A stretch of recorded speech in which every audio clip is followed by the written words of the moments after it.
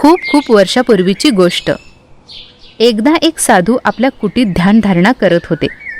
तेथे अचानक एक पोपट भयभीत होऊन आला आणि साधूंच्या मांडीवर येऊन बसला. थोड्या वेळाने साधू महाराजांनी डोळे उघडून पाहिले तर मांडीवर पोपट बसलेला. पोपट भीतीने थरथर कापत होता. शिकाऱ्याच्या तावडीतून कसाबसा सुटून तो साधूपर्यंत येऊन पोहोचला होता. साधूंनी त्याला अभय दिले. ते त्याची फार काळजी घेऊ लागले. गोड गोड फळे त्याला खायला देऊ लागले. पण त्यांना पोपटाची नेहमीच चिंता वाटे की हा जंगलात गेला आणि पूर्वीसारखाच एखाद्या शिकाऱ्याच्या जाळ्यात सापडला तर. साधू महाराजांनी पोपटाला बोलायला शिकवले. मधुर भाषणाने पोपट साधूंची करमणूक करू लागला. साधूंनी पोपटाला एक धडा पाठ करायला लावला. तो धडा असा होता: जंगलात शिकारी येतात, जाळे टाकतात, दाण्याची लालूच दाखवतात आणि आपल्याला जाळ्यात अडकवतात. आपण सावध राहिलं पाहिजे. पोपट सगळा धडा बिनचूक म्हणू लागला. पुढे पुढे पोपटाने बाकीचे सगळे बोलणे सोडून दिले. दिवसभर तो एकच धडा घोकू लागला.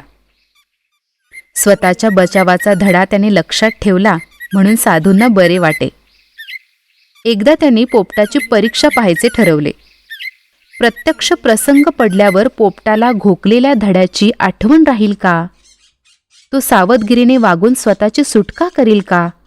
की या धड्याची केवळ पोपट पंचीच करील? हे साधूंना पाहायचे होते. साधू पोपटाला जंगलात सोडून आले. काही दिवसांनी साधू परत जंगलात गेले.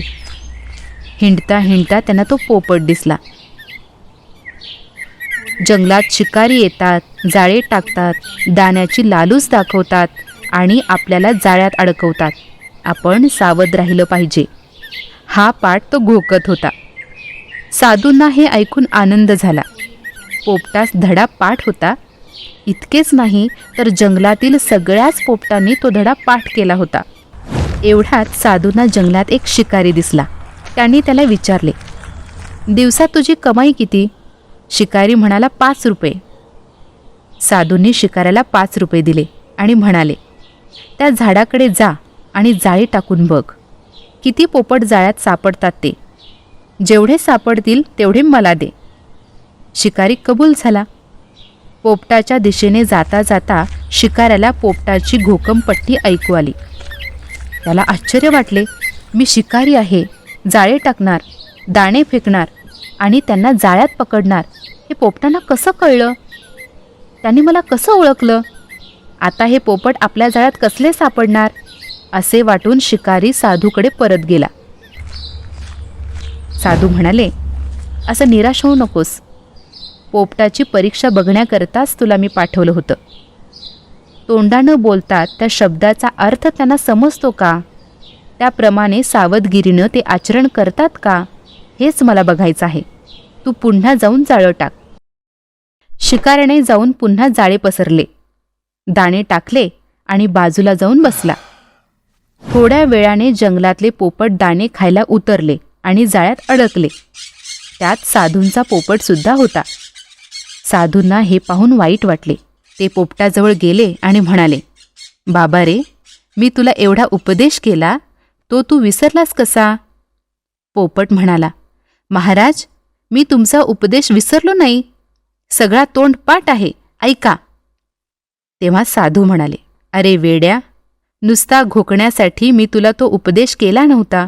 त्याप्रमाणे वागून स्वतःचा जीव तुला वाचवता यावा म्हणून केला होता. हे ऐकून पोपटाला धड्याचा खरा अर्थ समजला. त्याने साधूंची क्षमा मागितली. यापुढे नुसती पोपटपंजी करणार नाही, अर्थ समजून घेईन व त्याप्रमाणे वागेन, असे त्याने साधूंना वचन दिले. झोपाळा गेला उडून. एका तळ्यात 2 बेडूक होते. एकदा त्यांना पाण्यात 2 खांब दिसले. त्यांनी एक वेल आणून खांबाला बांधली.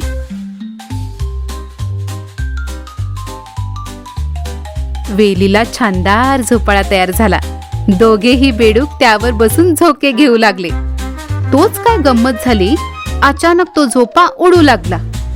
ते 2 खांब नसून एका बगळ्याचे पाय आहेत हे लक्षात आल्यावर बेडकांनी पटापटा पाण्यात उड्या घेतल्या. म्हैस कडबा चगळत उभी आहे. तिचा नातू रेडकू तिच्या आजूबाजूला खेळत आहे. म्हैस, आता मी खरंच म्हातारी झाले.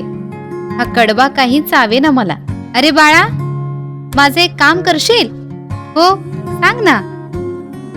ही कडब्याची पेंढी तेवढी नदी पलीकडच्या कडबा कुट्टीवरून कापून घेऊन ये, म्हणजे मला कडबा नीट चघळता येईल. रेडकू, दे मला पेंडी बांधून. एक रिकामं पोतं सुद्धा दे कुट्टीसाठी. आत्ता कापून घेऊन येतो. म्हैस रेडकाच्या पाठीवर कडब्याची पेंडी बांधून देते. रेडकू उड्या मारत नदी किनाऱ्याजवळ पोहोचते. नदी तर आली. पाण्याचा किती मोठा आवाज येतोय. पाणी भरपूर दिसतंय. मी जाऊ शकेन का नदी ओलांडून? कोणाला विचारावं बरं? ते इकडे तिकडे पाहते. बैल काका नदीजवळ चरताना दिसतात. त्यांच्याजवळ जाते. बैल काका, मला नदी पलीकडच्या कडबा कुट्टीवर जायचंय, आजीसाठी कडबा कापून घ्यायला. पण मी नदीच्या पाण्यातून जाऊ शकेन का? नदीत पाणी जास्त दिसतंय, मला भीती वाटते. बैल, अरे काळजी करू नको, गुडघ्या इतकं तर पाणी आहे, आरामात जाशील. रेडकू नदीजवळ परत येते. पाण्यात पाय टाकणार तेवढ्याच झाडावरची खारुताई त्याला हाक मारते. अरे वेड्या, कुठे चाललास? नदीला पाणी किती आलंय, वाहून जाशील, मागे फिर.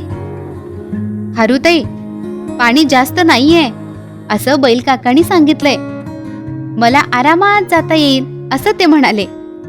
मुळीच नाही, कालच आमची एक मैत्रीण पाण्यात पलीकडे जाताना वाहून गेली. असा वेडेपणा करू नको, मागे फिर.